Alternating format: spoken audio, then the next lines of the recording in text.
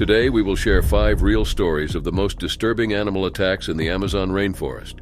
From deadly jaguar encounters to terrifying snake bites, these incidents show the hidden dangers of the world's largest jungle.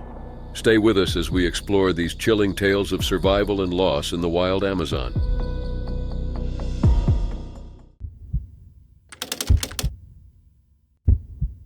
On July 27, 2022, in a remote part of Brazil Novo, in the Brazilian Amazon, a tragedy unfolded that would leave the community in shock and sorrow.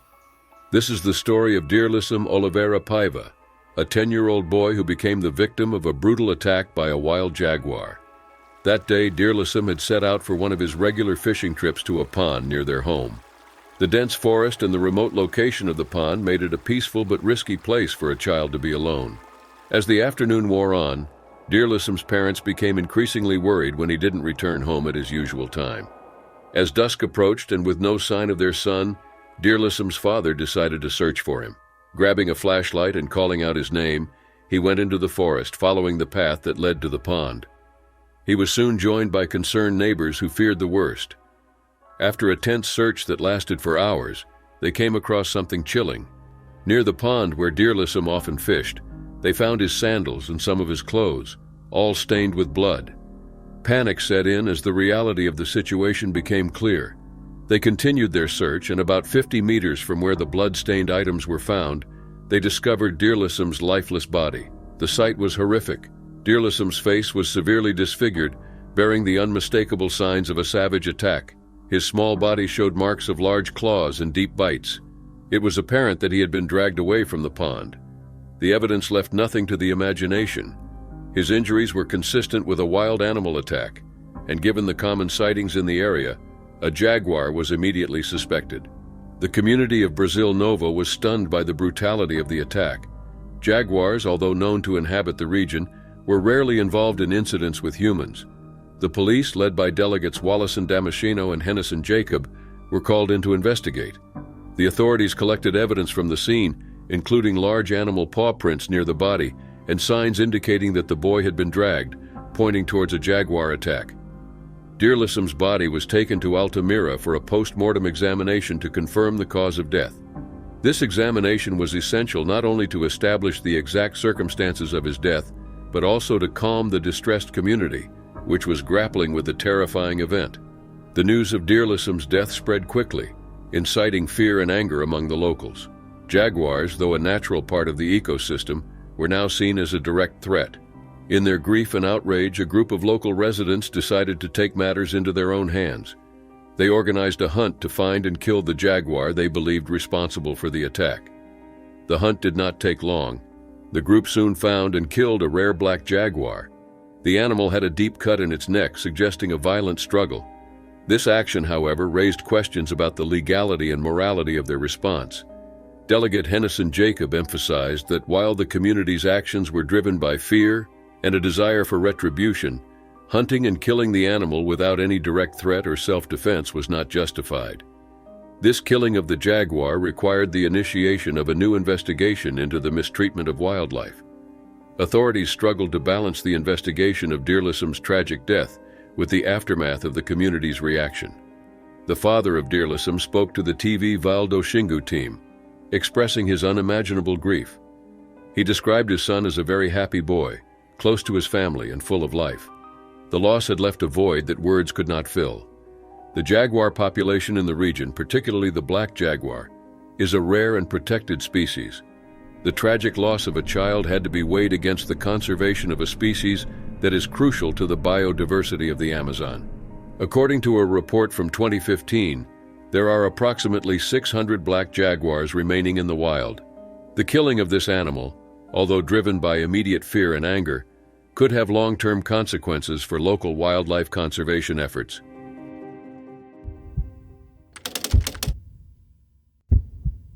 On January 1, 2024, locals in Costa Marques, Rondônia State, Brazil, found the skeletal remains of Oder Roche, a 46-year-old boatman, on the bank of the Guapore River. He had vanished days earlier while transporting cattle on the river. His body was stripped of almost all flesh and organs, yet his clothes, a red t-shirt, blue jeans, and brown boots, were untouched. This disturbing discovery triggered a police investigation into how Rosh ended up in the river and what caused his death. Rosh was last seen transporting cattle on his boat with a local counselor, the cattle owner, and other unidentified individuals. His boat was later found drifting without him.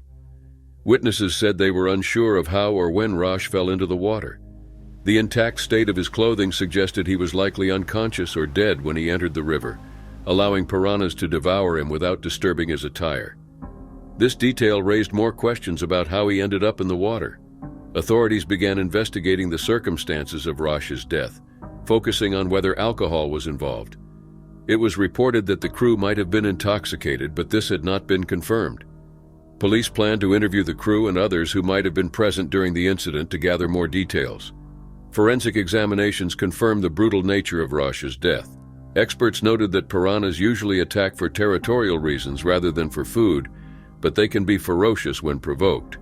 The police faced many challenges in solving Rosh's case. They needed to determine whether his fall into the river was accidental or if foul play was involved. The condition of his remains and the circumstances of his disappearance suggested that there was more to this case than initially thought. Locals were left with many questions and fears. How did Rosh, an experienced boatman, end up in the water without anyone noticing? Did alcohol play a role in his fall? Could there be other dangers in the river that contributed to his death?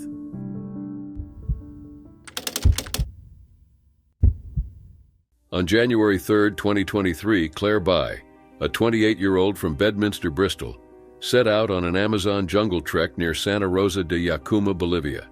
Accompanied by her friend Louis, Claire was halfway through a 7-month trip across South and Central America, expecting adventure and discovery. But what was meant to be a simple exploration turned into a horrifying experience that would change her life forever. The tour group, led by a seasoned local guide, paused at a river known for its pink river dolphins. Unlike their oceanic counterparts, these dolphins have long beaks and sharp teeth. Despite their somewhat intimidating appearance, they were generally regarded as friendly, and tourists frequently swam with them. Claire, a lover of swimming, eagerly joined the children and tourists in the river. However, she grew uneasy as she watched a child try to lift a dolphin, causing it distress. Uncomfortable, she returned to the pontoon and started playing with the dolphins using a water bottle, as their guide had suggested. But things took a dark turn when Claire accidentally dropped the bottle into the murky water.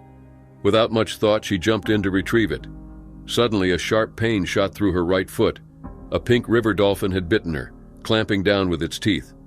Claire screamed as the dolphin held her foot in a vice-like grip for what felt like an eternity, but was only about 20 seconds. Her foot was twisted and gnawed, with bones visible and skin flapping. Finally, the dolphin let go and swam away. Claire, now in severe pain and bleeding a lot, was helped out of the water by her fellow tourists. A bystander quickly tied a t-shirt around her foot to slow the bleeding. Her foot was severely injured, with tendons exposed. She was rushed to a nearby hospital just 5 minutes away, but it was far from the well-equipped facilities she was accustomed to back in the UK. The hospital lacked basic medical supplies and was poorly maintained. The staff, although kind and doing their best, had no pain relief to offer Claire. They stitched her foot with 32 sutures under local anesthesia amidst less than ideal conditions, blood-stained floors, and an ant's nest in the bathroom. Claire had to recover in a room with no mosquito nets, raising concerns about infections. Within days, Claire's condition worsened as her foot became severely infected. Local doctors advised urgent transfer to a better hospital. After desperate calls to the British Embassy, Claire was airlifted to CIMIS Hospital in La Paz, where she underwent surgery to clean the wound and remove dead tissue. The surgery left a large hole in her foot, and Claire spent 2 weeks in the hospital before returning to the UK. However, her battle was far from over. In England, doctors found that the infection persisted. Claire underwent another surgical cleaning and a complex skin flap surgery at Southmead Hospital in Bristol, using tissue from her groin to her foot to restore circulation. Her recovery was difficult and left her uncertain about her future mobility. The psychological scars were as deep as the physical ones. Claire suffered daily flashbacks of the attack and sought therapy to cope with her trauma. Once an enthusiastic wild swimmer, she now found the idea of swimming with dolphins unthinkable. The ordeal had shaken her, leaving her feeling lost and unsure about her future. Investigations into the incident showed Claire wasn't the only victim. Other tourists had reported similar attacks by dolphins in the river. despite new warning signs. The dolphin's uncharacteristic aggression puzzled authorities, leaving many questions about the reasons behind their violent behavior.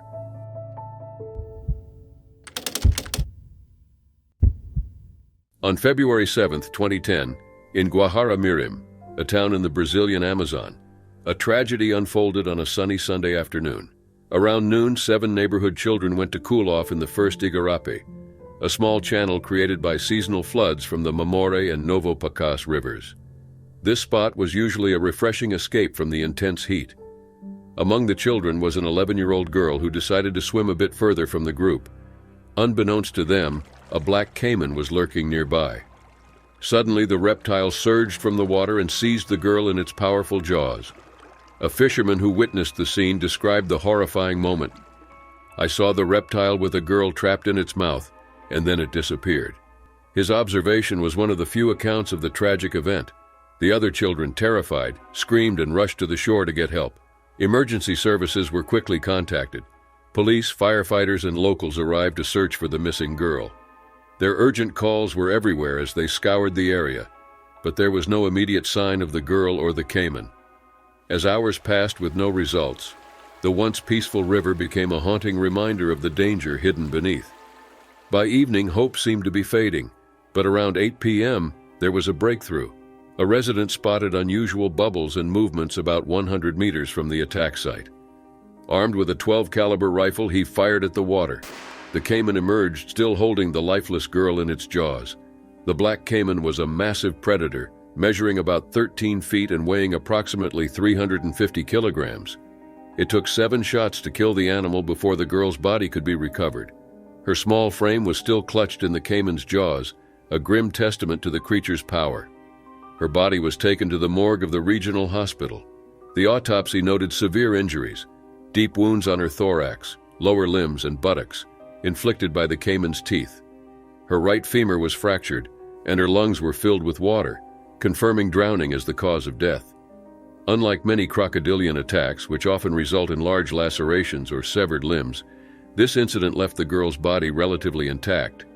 This was likely because the caiman was killed before it could fully consume her. The doctor's findings indicated that the girl was dragged underwater immediately upon being seized and held there for hours, resulting in her drowning. The black caiman is a top predator in the Amazon basin, known for its stealth and power. These reptiles can grow up to 6 meters and weigh as much as half a ton. Their 70 to 80 teeth are not for chewing, but for clamping down with incredible force, making escape nearly impossible once they have captured their prey. Caimans use their camouflage to approach prey unnoticed, attacking suddenly and dragging their victim into deeper waters. Smaller prey is swallowed whole, while larger prey is drowned and stored underwater until it decomposes, allowing the caiman to consume it piece by piece. This case tragically illustrated this brutal hunting method, with the girl remaining in the caiman's grip for hours before being recovered. The incident raised serious concerns about the safety of using igarapes and other flooded streams for recreation, especially for children. In the Amazon, seasonal flooding brings wildlife, including dangerous predators like caimans, closer to human habitats. This proximity increases the risk of attacks, highlighting the need to reconsider the safety of these areas during peak flood seasons.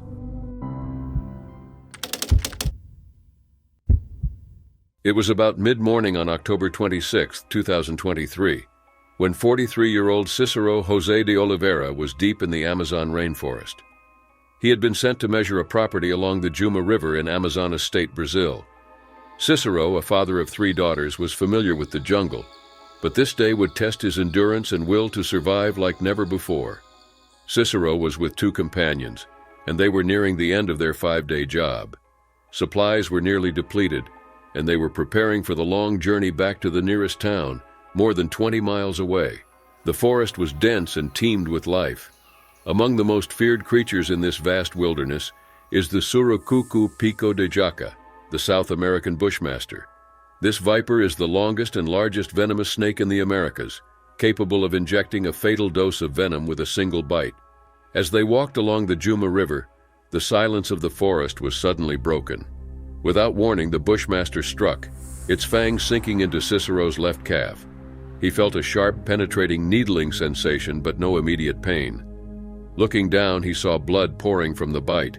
Stunned and confused, Cicero realized the gravity of his situation when one of his companions identified the snake. The pain began to intensify rapidly, and his legs started to swell severely. Despite his growing discomfort, Cicero knew he had to move. They were far from help and time was against them. After managing to walk about a kilometer, Cicero collapsed. The pain was unbearable, and his leg was becoming paralyzed. One of his companions, an indigenous woodsman, set off into the forest to seek help, leaving Cicero and another companion behind. Cicero had little food left, just some mandioca flour. He was losing blood and feeling weaker by the minute. The situation was dire. He had to endure the next few days with minimal sustenance and the constant threat of the venom spreading further through his body. His condition worsened as he waited, hoping that help would come. Word of Cicero's situation eventually reached authorities. The Federal Environmental Agency, IBAMA, was alerted, and they dispatched 2 rescuers to find him. The mission was risky. The rescuers couldn't reach Cicero by helicopter due to the dense forest canopy. They had to proceed on foot. One of the rescuers, Jafet Cordero Ambrosio, researched the bushmaster snake before setting out. He understood the severity of the situation and the urgency required. He told his team to stay calm and focused. Meanwhile, Cicero and his remaining companions struggled to survive. 2 days had passed, and they had exhausted their meager food supply. They resorted to eating hearts of palm from nearby trees. When the water ran out, Cicero's hope began to fade. He fought to stay conscious, determined not to give in to the venom's effects. On the 4th day, there was a glimmer of hope. The indigenous woodsmen had managed to send their coordinates to Cicero's brother, Ananias Oliveira Sodre. Ananias quickly gathered 4 friends, and they set out to find Cicero. They trekked through the dense jungle, covering more than 6 miles, and finally located him. However, they did not have the necessary anti-venom. The rescuers knew they had to move quickly. They began carrying Cicero, taking turns to bear his weight. The journey was grueling and Cicero was getting weaker. The hospital was still 10 miles away, and every step felt like a race against time. As they struggled through the jungle, the IBAMA rescue team finally reached them. Jafet Cordero Ambrosio approached Cicero and asked about his pain level. On a scale of 0 to 10, what is the intensity of the pain, he asked. Cicero responded, 9. They immediately administered the anti-venom and painkillers. Cicero lay on the forest floor, overwhelmed with relief. For the first time in days, he felt hope. Imagine that you're 10 miles from anything in the middle of the forest, and then, out of nowhere, you're drinking cold water and eating bread and salami, he later recalled. I wept with happiness. The rescuers placed Cicero on a hammock and began the arduous task of carrying him out of the jungle. They walked for 10 miles, finally reaching a road where they could transport him to a hospital in his hometown of Carrero. Cicero was admitted and began the slow process of recovery. He spent 10 days in the hospital receiving treatment for the snakebite and the effects of the venom. Despite the severity of his ordeal, Cicero remained optimistic. He credited his survival to divine intervention, saying, "This was a miracle in my life, direct from our good God." Cicero now faces a long road to recovery, including physical therapy to regain full use of his leg. He is determined to walk again without pain and return to his normal life.